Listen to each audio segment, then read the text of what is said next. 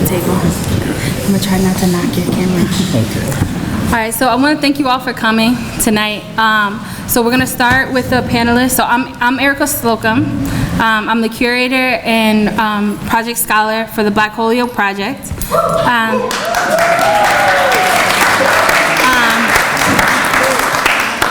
Thank you. So I have a few folks here tonight who were actual participants of the oral history that we did here at Wisteriahurst. And so at the far end, I have Miss Trudy Munson, born, raised, and buttered here in Holyoke, and still a resident.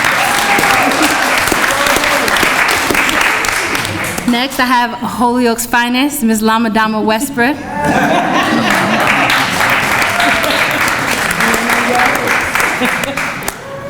To my right here, I have Mccullum Sudan. He is a one-time educator at the Holyoke Street School, a visual artist, radio host, and semi-retired.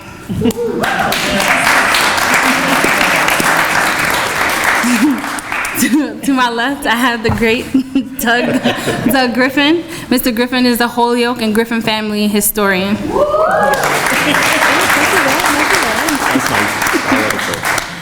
And to my furthest left here, I have Miss Diane Mccullum.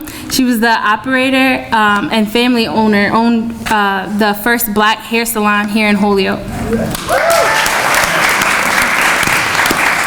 I'll also say that Miss Diane is also an artist. She writes stories about her experiences here in Holyoke and has been, as everyone here on the panel tonight, have been great contributors to Holyoke history, specifically thinking about the black history of Holyoke, but they have all contributed to Holyoke in magnificent ways, and we are really grateful to them and for them for being here tonight to speak with you all, to speak with me, but also really appreciate them taking the time to do the oral history project with us. So thank you. One more round.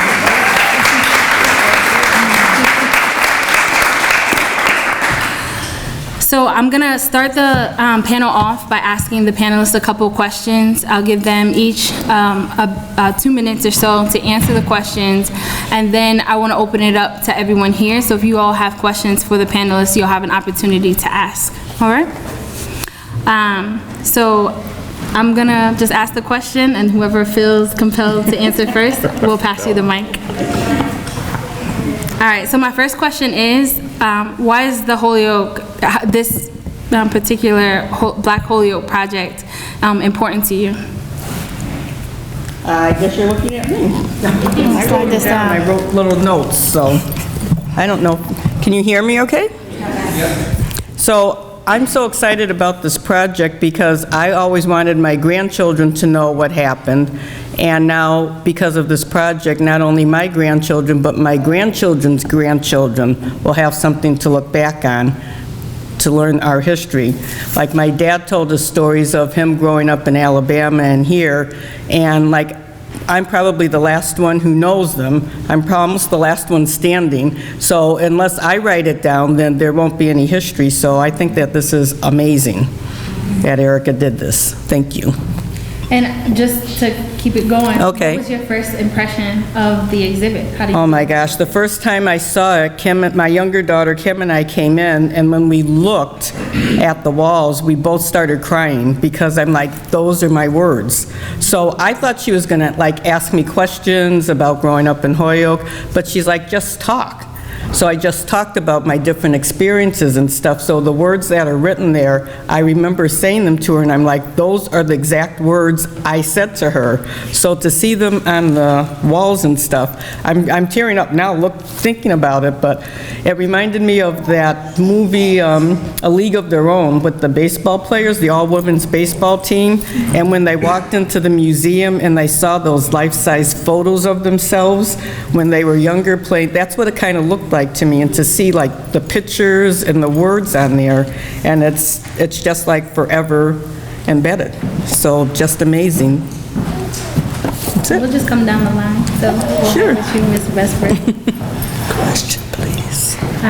So how Why is this important to you, the project important to you? This project is so important to me because I've been doing this since the age 10, gathering documents and remembering birthdays and years. As a matter of fact, this pocketbook that I carry today was my grandmother's pocketbook. She was born in 1895, Carrie Millage. And I just want everyone to know, not just my children and grandchildren. I want Holyoke to know. So yes, I appreciate it. What were your first impressions of the exhibit when you came and you saw the exhibit? I'm gonna be real frank and say about damn time.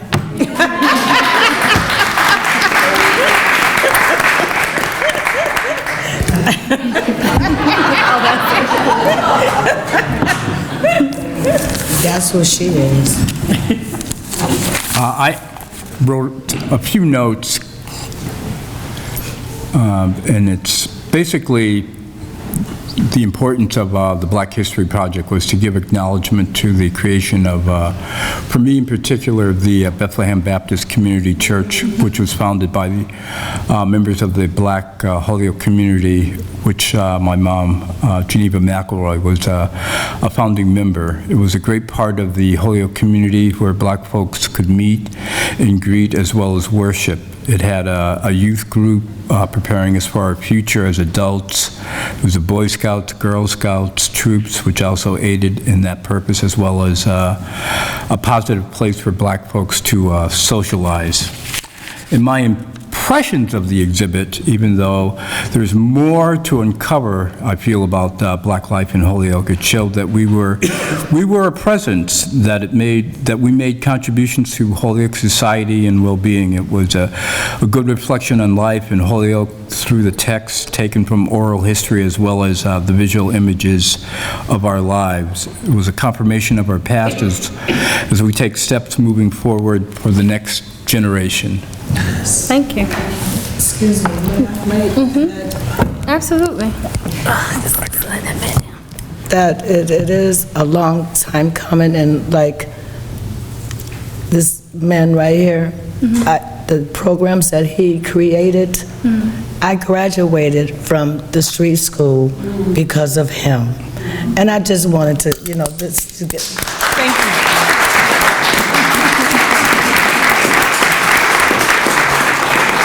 The same year that I was supposed to.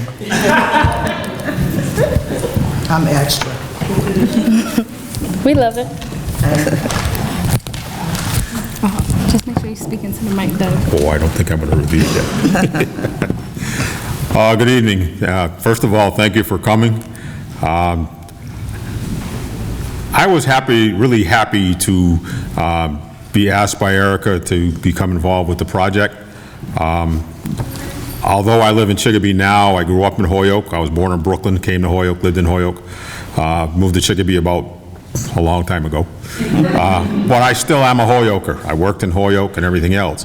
To me, it was very important because, unfortunately, in today's world, you hear all the negatives. And for a lot of individuals who are reading in the paper and on TV about what happens, whether it's crime or whatever, they have a very strong negative approach towards what it's like to be Black in Holyoke or to be a person of color in Holyoke.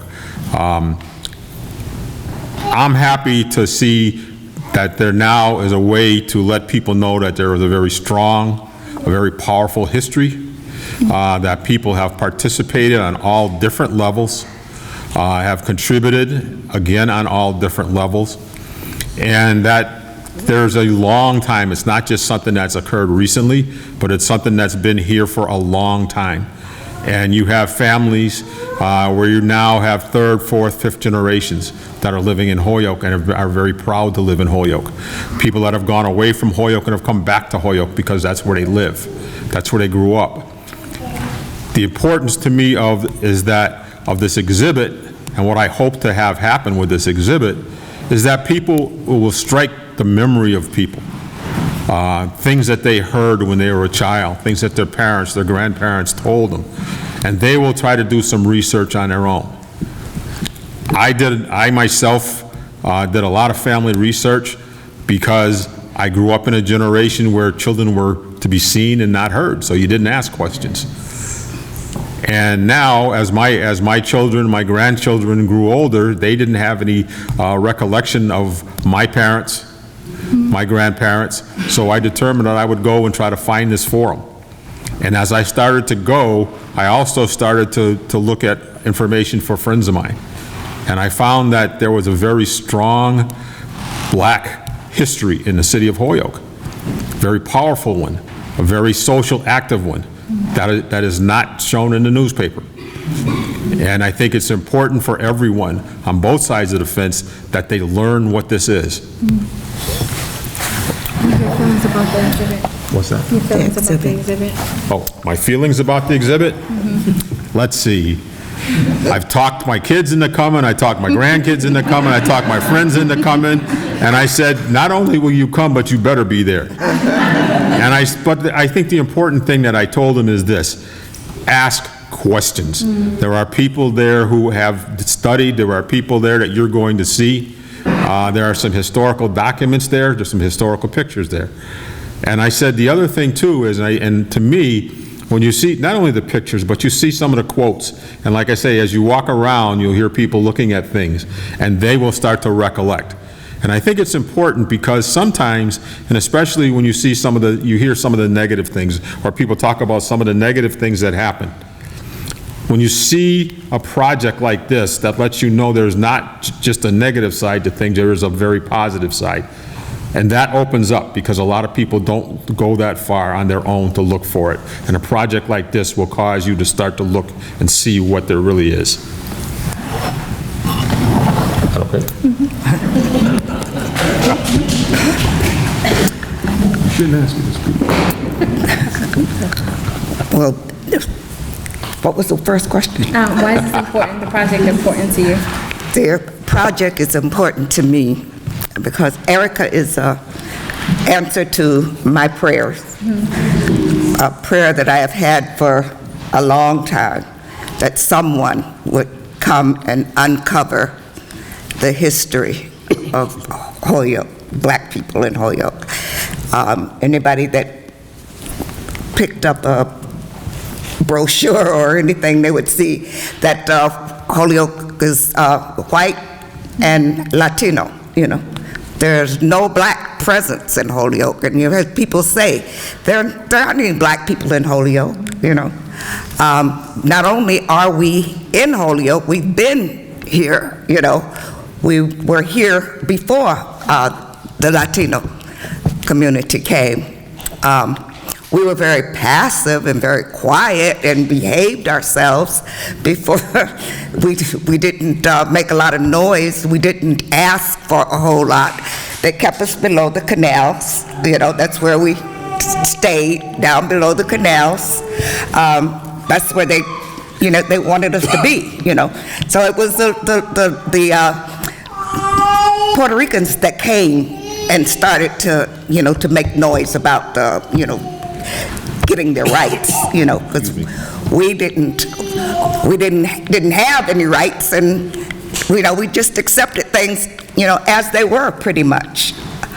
So I'm so glad that somebody finally came to uncover some of our history, and the exhibit was wonderful. I love, you know, every bit of it, but there is just so much more that we have to uncover. There's just this is just just scratching the surface, you know. But we have a lot more, and the history that we have had gathered has been lost. So I had begun writing because I wanted to have something for my grandchildren, my great-grandchildren, and my great-great-grandchildren, because there's nothing, you know, there was nothing, and now there is, and I'm so grateful to Erica for that.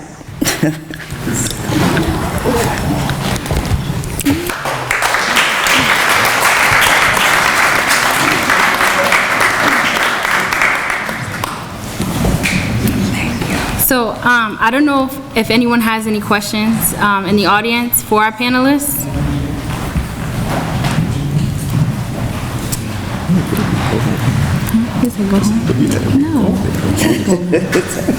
Go ahead, Kamisha.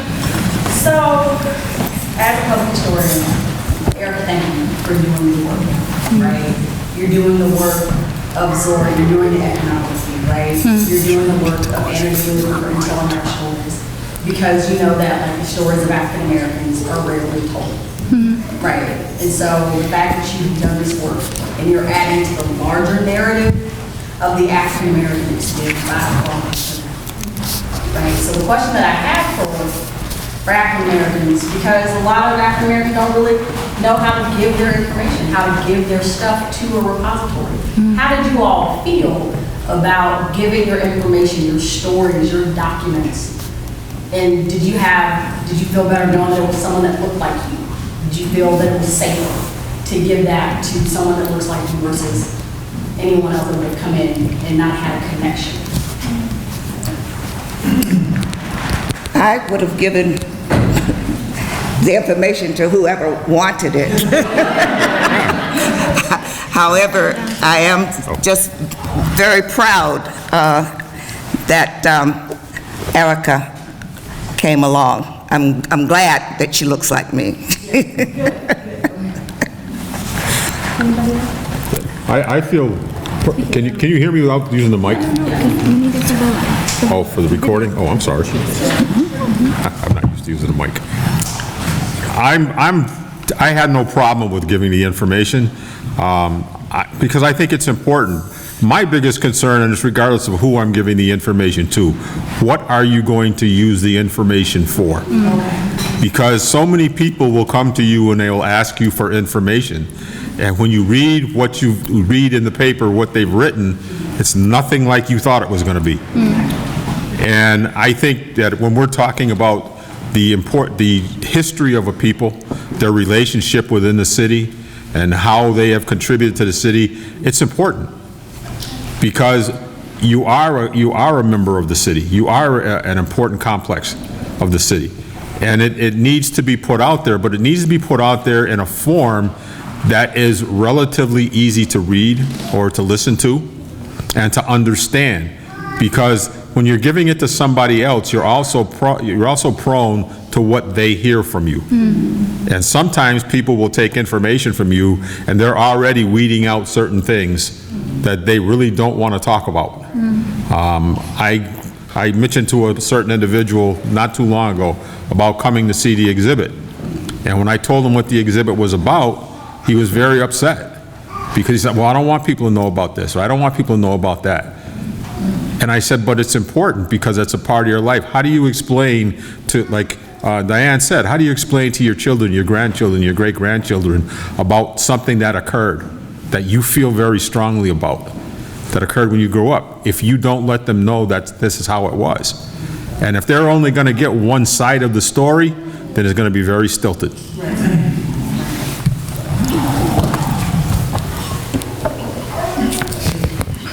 And I'd like to just add that is like missing pieces.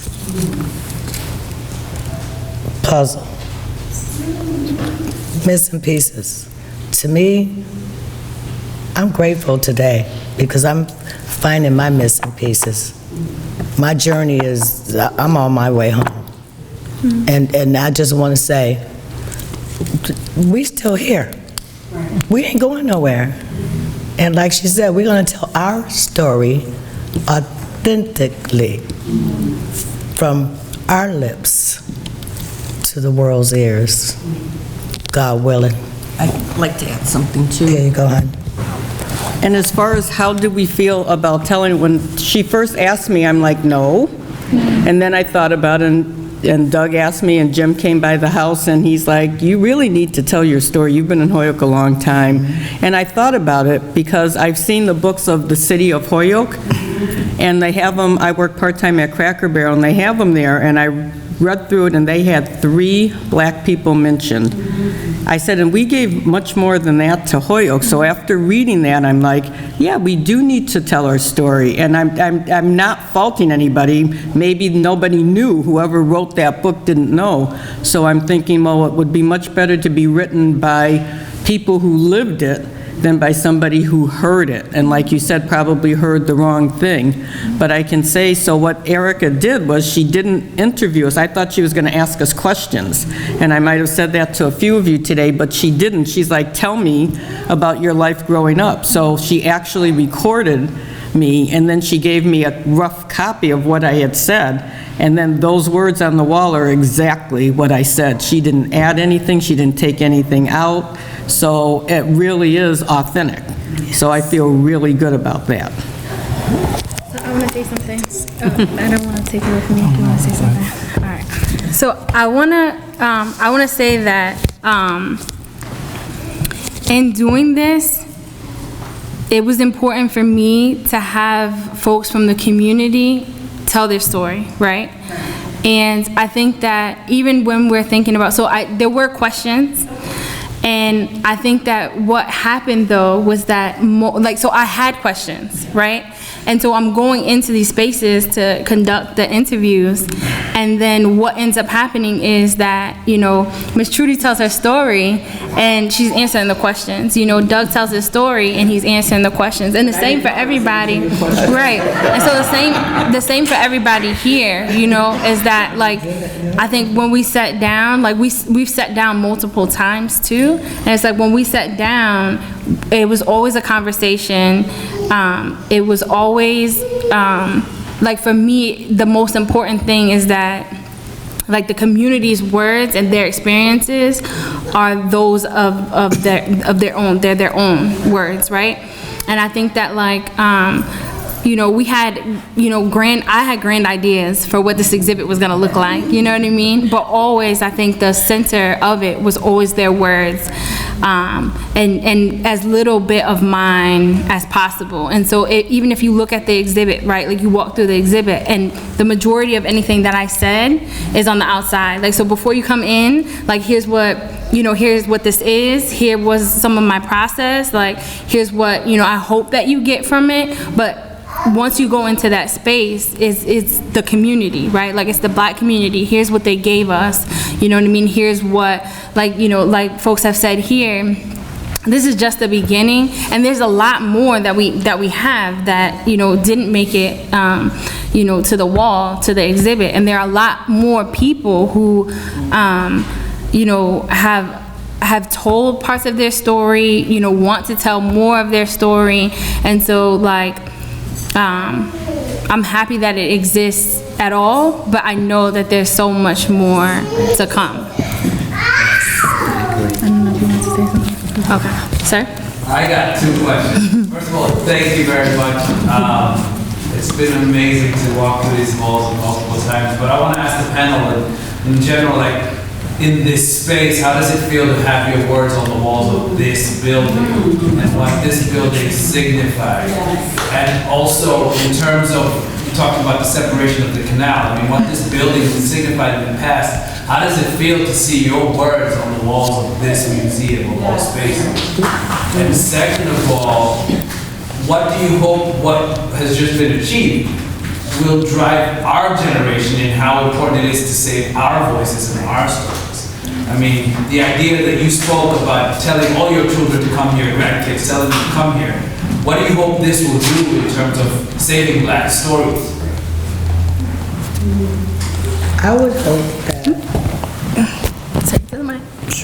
would hope that, well, first of all, brought tears to my eyes because, like I said, I was born and raised here, and I've walked by this museum, I can't even tell you how many times, wondering what's behind those doors, okay?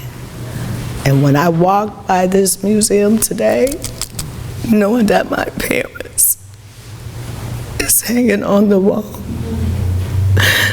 I have no words for that because there is none. It should have been that way all the time. My parents came here in 1948. It should have been that way all the time. But I appreciate that it's this happening in the here and now. Because everything happened for a reason, and everything that is done in the dark gonna come to light one day. And you know what? It came to light for me today. Thank you.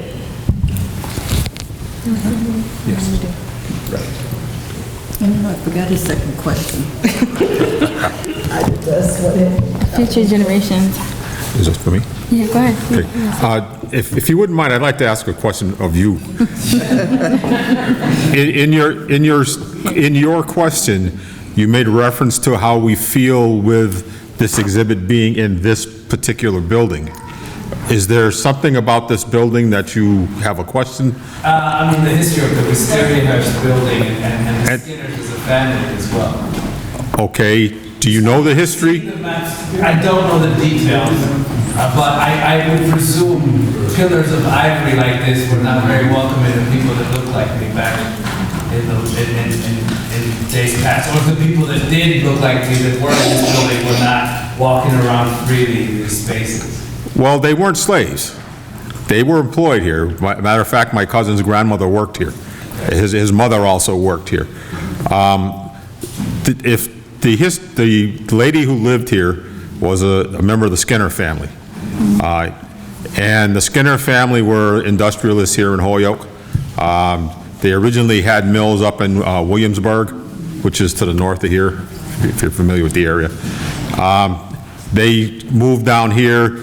The house that you see here is based on a house that the William Skinner, who was the ancestor, he saw down in Williamsburg, Virginia, and he liked it so much that this is what he copied it from. But actually, this is probably the place you would want to put the exhibit, because you didn't have, when you go back in the 1800s, in the early 1900s history, we didn't live up this way.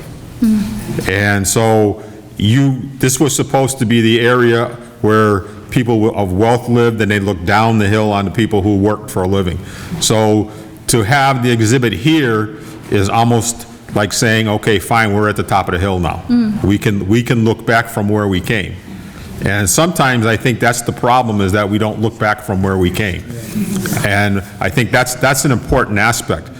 If I have a drawback with the exhibit, and it's not anything that's Erica's fault or anybody else's fault, most of the people who have exhibited came to the area roughly in the 1940s, 50s, and 60s for whatever purposes, whether it be just migration or jobs, whatever.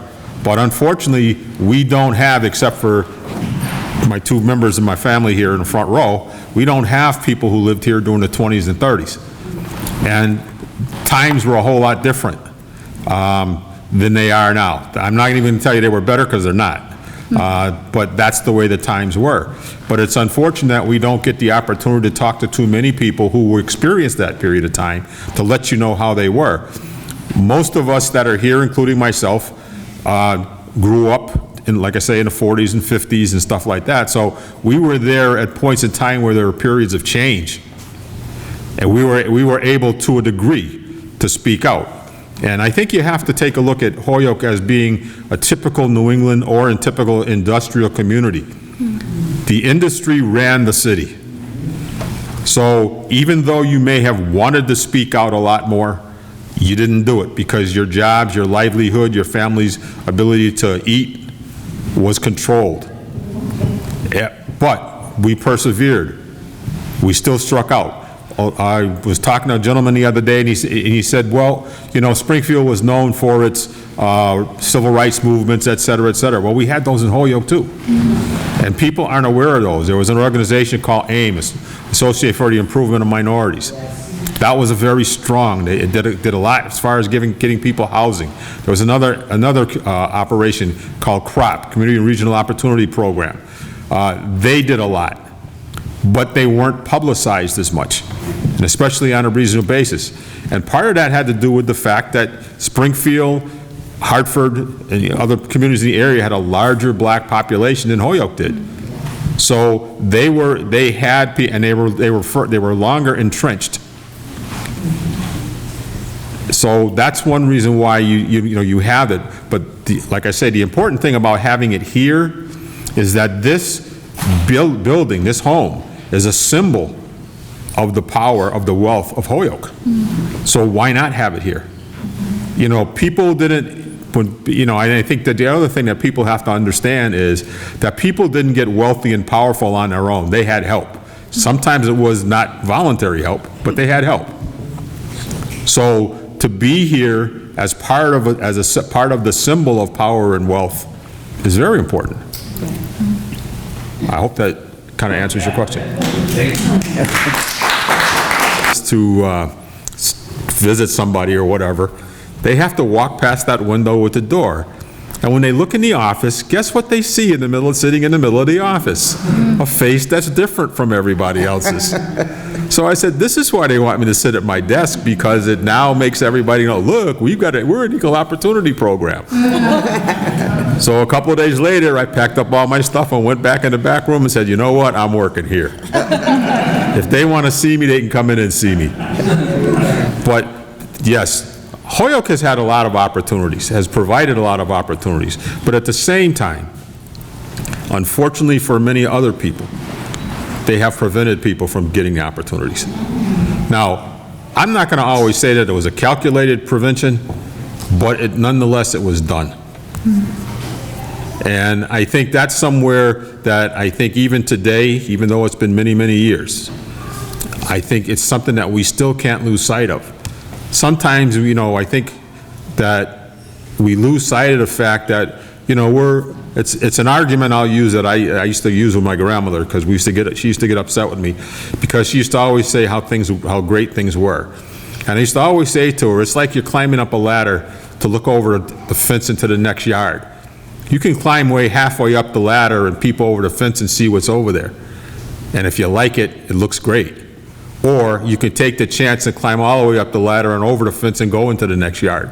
And I think that's where we need to be at. We need to keep going. Things that people that you're asking about, people that are sitting here at the table that fought for these things years ago, we can't let that fight go by the wayside. The fight is not over.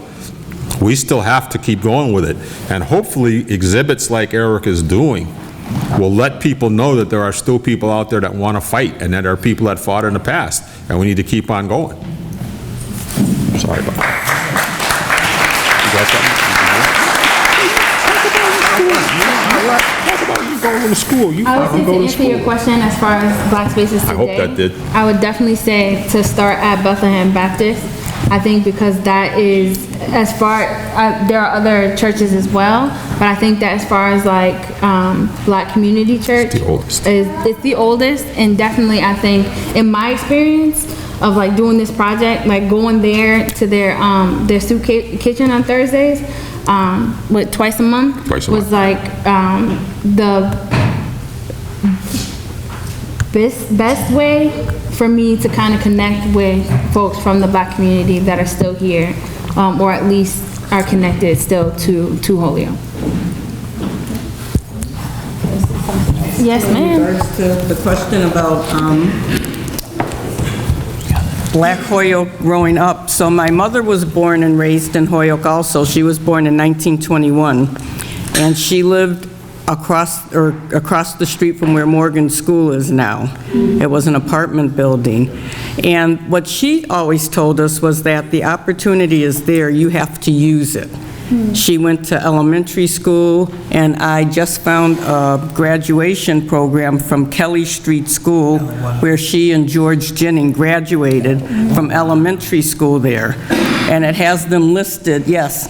I know you want to get in touch, West Street School, Yes, excuse me, where Kelly School is now. West Street School. Grace Kelly was the superintendent. Yeah, and it has them on the program as graduating, and then I also found her yearbook from 1939 where she and George Jennings graduated from Holyoke High together. So as she told us growing up in Holyoke, there was opportunities. They would only let you do so much, but you could always do a little more. So if you wanted to, she did music, she did a lot, the opportunities were there, but you had to also take them, you had to push them, you had to ask for them. And we shouldn't stop doing that. So I think that that's one thing that I want to try to pass on to my grandchildren. When they ask me, at least they'll see what's here, and hopefully they'll tell stories about from their parents and talk among themselves. But like Doug said, we were told you were seen and not heard. Nobody talked about anything in front of the kids. So we didn't get that history unless you asked specific questions. So hopefully that will continue. So we're going to take one last question, Maria. So as the daughter of a Puerto Rican who made a lot of noise, I just was wondering, like, what were the interactions between the Latino community and the Black community? And also, like, when I saw the exhibit, there were so many statements that I resonated with my own experience going to Holyoke Public Schools as a Puerto Rican. And so I just wondered, like, were there spaces in Holyoke where the two communities came together, or like, what was the relationship between the Black community and the Puerto Rican community at the time? Can I answer from my perspective? We got along. It was like, even the white people that I grew up with in my neighborhood, we all got along. So it wasn't really a difference. We didn't fight amongst each other. We went to school together, we ate together, we slept together, we had our overnights together as children. We did the dances We together. did the dances together. We had speakeasies together. And I'm married now to a Puerto Rican man that's in here somewhere. I think I saw him in here for like 30 something years, 32 years. He was my childhood friend. I used to beat him up for recess. So we got along. And your cousin's married to my nephew. There you go. It's also important too, so that I'm sorry. No, that's okay. We did all grow up together, but I think that it's important to know too, like when I graduated from Holyoke High, I think in my yearbook there were probably 6 Black people that graduated. The sad part is when my daughter Sarah graduated from high school in 1996, which was like 30 years later, how many Black people were in your graduating class? Probably less, 4 or 5. 4 or less. So that, when they were going to school, that's when it noticed to me, I'm like, we were the minority when I went to school 30 years ago. Why are we still the minority? What is going on here? So it was kind of like, then it hit me that the Black people would go to school here and they would migrate somewhere else because they didn't want to live here. But I think it's awesome now that Black people are coming back to Holyoke. But I don't think that it has anything to do with, I think everybody got along fine. My mother learned how to make French meat pie. She made how to learn cook the lumpkies. Yes. So it wasn't any of that like interracial fighting. And the other thing I want to say is we did have very good, like when they had the March on Washington in Washington, D.C., I was on a bus. I completely forgot about it till we were doing a book club with my daughters and friends, and I found a picture, and it was me sitting by a tree, and I'm like, oh, that's when I went to the March on Washington in D.C., and they're like, what? I'm like, I completely forgot because it wasn't talked about. It got pushed back. My friend Carol was at the book club, and she's like, you were? I said, I was at the March on Washington. I heard Dr. Martin Luther King give his speech. But at the same time, if you go and look in the exhibit, there's a picture of protesters in Holyoke on the same day, and they were protesting. They had their own march on downtown Holyoke on the same day. So I think that as a community, we've always been conscious of what's going on. I think we just need to bring it more to light. And hopefully this exhibit will do that. I totally agree. Go ahead.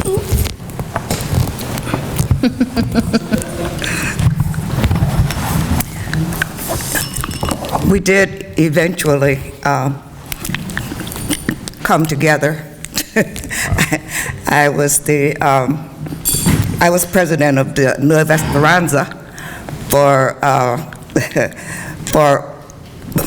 2 or 3 terms, I can't really remember. But when Miguel Arce was the director, and then, well, Carlos Vega. Matter of fact, I hired Carlos Vega.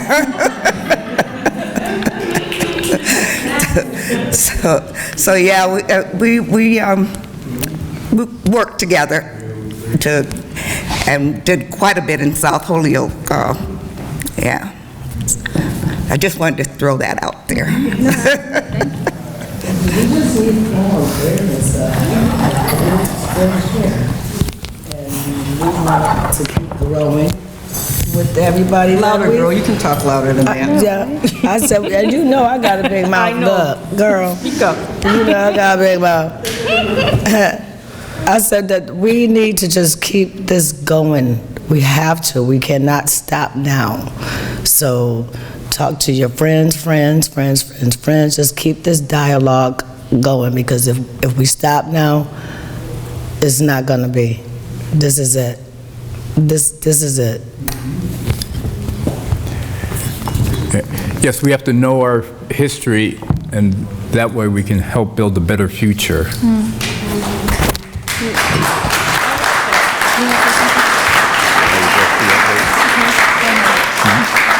Those can say one more thing. As you could tell, the worst thing they could do is put a microphone in front of me. I would just like to address what I think your question was, and correct me if I'm wrong, is how did we get along, or how did we coexist with each other? Well, the first thing I would like to say is when I was young, and I'm going to go back to roughly around the age of 17 or 18 years old. You got 10 minutes. I have 10 minutes to speak? No, Okay. you got 5. I would say that at that point in time, there were probably, and I might be exceeding it, there might have been 3 or 4 Hispanic families in the city of Holyoke. There were very few. I happened to work at a place called Hardtop Manufacturing, which was one of the few companies in the city that would hire them. And so a good number of them worked there. As far as getting along in a city, there were clashes. Most of the clashes being because you don't understand when another culture comes in, you're struggling for existence, whether it's jobs or whatever, another culture comes in and they are in competition for the same jobs. There's a little bit of animosity, and sometimes a lot of animosity that comes. But I think we gradually learned that we needed to work together because we were going up against a common foe. The jobs were scarce. There were a number of locations here in the city. To be honest with you, you couldn't go in and get a soda.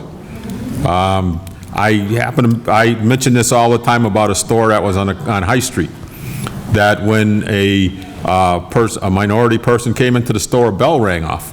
Yes. And one of the employees followed you around the store until you left. And we used to play games with him because we would come in the store, wander around, and walk out the back door, just so that somebody would have to take the time to follow us. But it's part of a learning process. And I think the biggest thing that I have learned over the years is that there are a lot of people who don't realize that they're prejudiced. They just assume that that's the way things are. And they react to that the same way. And I think that the importance of having an exhibit like this is to educate people that we are people too.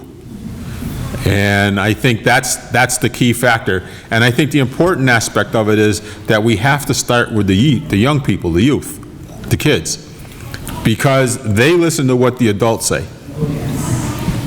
And you may not think so sometimes, but believe me, I coached a long time with kids, and some of the things they would come back with, I know where they came from. And they listen.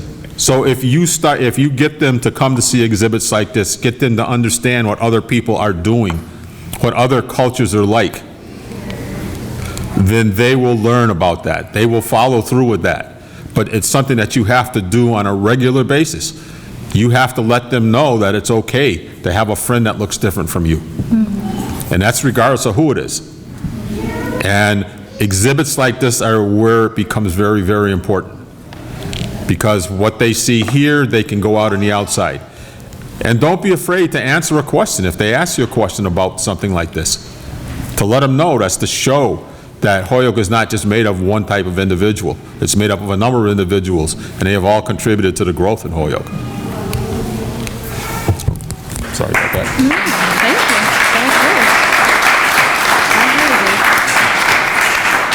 So, before we, so this is, I know you have a question, but, so the panelists will be here, so feel free, you're staying. Feel free to ask a question. Oh, I'm sorry. It isn't a question. Oh, okay. I just want to say, Judy's father, Dr. Evans, inspired my whole entire adult life. Mine too.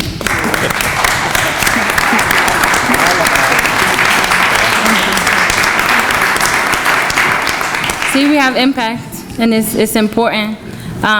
So I want to thank our panelists. I want to thank...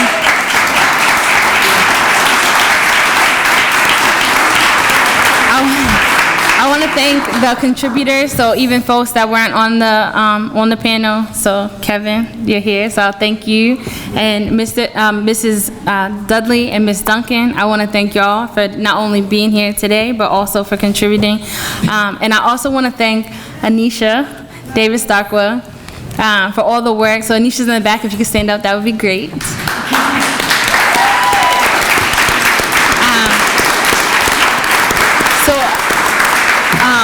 Anisha's worked on this project with me for the past 2 years as a volunteer, as, you know, she got trained to do oral histories, and so she can, you know, help conduct the interviews as well. And so I just really appreciate you. And she's also born and raised in Holyoke. So, so when we talk about youth, and we talk about youth being a part of projects like this and things like this, like Anisha is that, right? Like Anisha's, you know, done so much for this project. But I also want to thank you all for being here today. We're going to have Matali Band Oneness Project. They're going to give us a concert for the for the duration of tonight. And like I said, the exhibit will be open until 8. Some of the panelists will be here until 8. And so if you have any questions, feel free to ask. I mean, obviously, if they're willing to answer. All right. Don't ask me that.